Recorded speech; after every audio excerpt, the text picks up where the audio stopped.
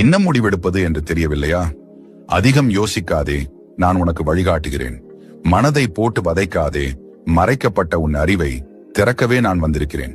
உன் வாழ்க்கையில் நான் மட்டுமே நிரந்தரம், மற்ற அனைவரும் மாயை. இதனை புரிந்து கொள்ள உனக்கு சிரமமாகத்தான் இருக்கும்.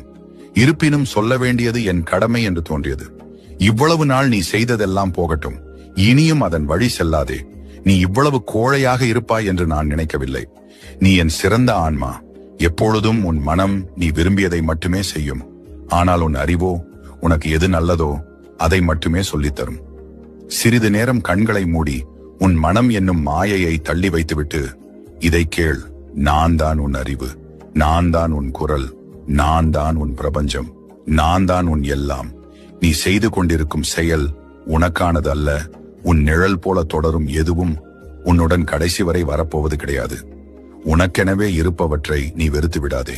அதுதான் உனக்கானது, அதுதான் உன்னுடையது, அதுவே நிரந்தரம், அதுவே உன் சரித்திரம். போதும், கண்களை துடைத்து எழு.